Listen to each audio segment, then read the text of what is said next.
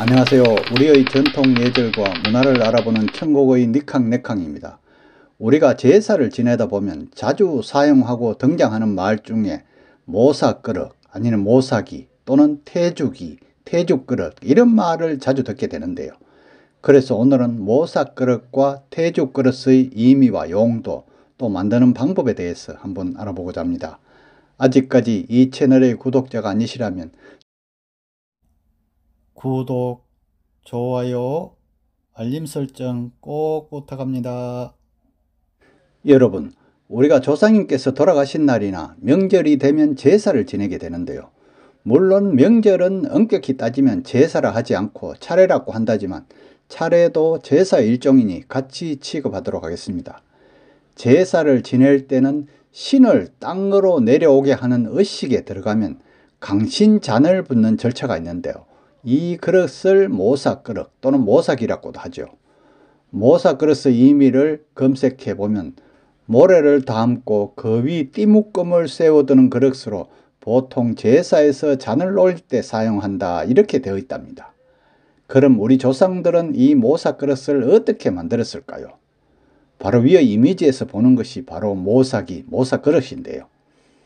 이미 알고 계시겠지만 하늘과 땅에서 조상의 혼백을 인도하는 의식이 강신이라고 했잖아요. 향의 연기로 혼, 양기를 인도하고 땅에서 백, 음기를 모시기 위해 수를 따라서 모사기에 붓는 의식이죠.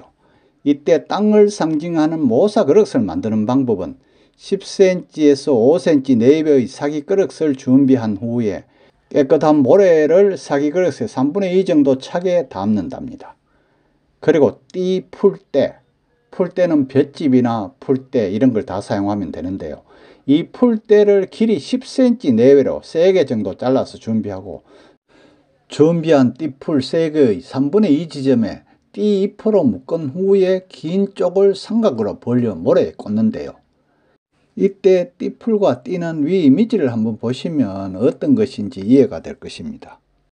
이렇게 만든 모사그릇의 띠풀 위에 강신때 3번을 나누어 술을 부음으로써 땅의 혼백을 인도하는 의식이라고 우리 조상님들은 그렇게 옛날부터 알고 내려왔답니다. 이때 띠를 사용하는 것은 주작 아래에 그 몸체는 순하며 결이 곱고 부드러우며 깨끗하니 제사를 받드는 덕은 이와 같아야 한다 이렇게 하였고요. 또 우암은 띠를 붉은색으로 묶는 것은 그 문체를 빛나게 하려 함이고 모래는 깨끗이 하려 함이다 이렇게 하였답니다. 그런데 모사그릇은 정해진 모양은 따로 없죠. 모사그릇은 보식이나 밥그릇 같은 그릇에 모래를 곱게 채쳐서 담으면 되고요. 그래도 헷갈리시나요? 다시 한번 모사그릇에 대해서 설명을 드리자면 제사 때 향탁 왼쪽 아래에 놓고 제사 시작 때 강신주를 붓는 그릇이라 이렇게 알면 된답니다. 음양론에 따르면 사람이 태어날 때 하늘에서 혼, 그리 을을 받고 땅에서는 백, 넋을 받아 나온다고 하죠.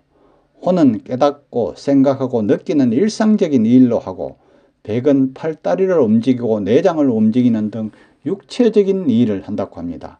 살아있을 때는 혼과 백이 합쳐져서 한 덩어리지만 죽으면 나뉘어서 혼은 하늘로 올라가서 신이 되고 백은 땅으로 들어가서 귀가 되는데 제사 때는 신과 귀를 함께 모셔야 하므로 향을 피우고 모사기에 술을 붓는다고 합니다. 향의 연기가 하늘로 올라가서 신을 모셔오고 신이 모사기를 통해 땅으로 들어가서 귀를 불러온다는 것이죠. 모사그릇은 원래 정해진 모양은 없다고 했잖아요. 깨끗하고 오목한 그릇이면 되고요. 띠풀 대신 고사리로 모사그릇을 사용하기도 한답니다. 사기그릇에 그렇게 담아선 모사를 대신하는 것인데요.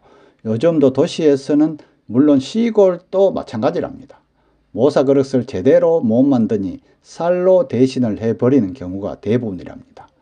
그래도 쌀로 대신하는 건 다행이죠. 요즘 사람들, 그러니까 현대인들은 제대로 알지 못하고 조상님한테 잔 올린 것을 내리는 태죽그릇을 모사그릇으로 잘못 알고서는 인터넷에 글이 올라 있는데요. 이런 일은 우리 전통 예법은 아니라고 합니다. 모사그릇은 강신 때에 올린 술을 모사그릇 띠풀, 솔잎 등에 3번 걸쳐 붓고 기제사 순서에 따라 올린 술은 태주잔에 붓는 것이랍니다. 그러니 기제사 시에는 모사그릇, 태주그릇을 따로 준비하는 게 맞겠죠. 물론 가가예문이라고 이렇게도 저렇게도 다 지내지만 전통 예법도 알아두시면 좋다는 노파심에서 이렇게 알아보았습니다. 다음은 현대 와서 많이 헷갈리는 태주기, 태주그릇에 대해서 한번 알아보고자 합니다. 먼저 태주그릇을 네이버에서 검색해 봤는데 이렇게 정의하네요. 제례 때 헌작하고 물린 술을 담는 그릇이랍니다. 다시 말하면 태주는 헌작, 즉 제상에 올렸던 술을 물린다는 말이죠. 따라서 태주기, 태주그릇은 헌작한 술잔을 내려 술을 비울 때 쓰는 그릇이랍니다. 예전에는 태주기가 따로 있었죠. 지금 이미지에서 나타나는 게 바로 태주그릇인데요. 그 그릇의 모양에 대한 특별한 규정은 없었던 것 같아요. 현재의 관행에서는 특별히 정해진 그릇을 사용하지 않고 있고요. 일반적으로 대접과 같은 그릇을 쓰고 있답니다. 태주기는 초언을 하고 아언을 하기 전에 초언잔의 술을 태주기에 부어 잔을 비우거나 아언을 마치고 종언을 할 때도 아언잔의 술을 태주기에 따라 잔을 비운 후 종언잔에 술을 채울 때 쓰고요. 태주기에 모은 술은 음복때 나누어 마신답니다. 쉽게 말하면 태주기는 제상에서 물린 술을 모으는 빈 그릇으로 특별히 지정된 용도의 그릇은 아니고요. 그냥 대접류를 사용하는 것으로 나타납니다. 그러나 요즘은 모사기와 태주기를 구분하지 않고 그냥 태주기로 가름하는 집안이 대부분이니 너무 신경 쓸 필요는 없고요. 조상 제사를 모시는 마음만큼 중요하니 정성껏 모시는 게 좋겠죠. 끝까지 시청해 주셔서 감사하고요. 구독도 꼭 부탁합니다.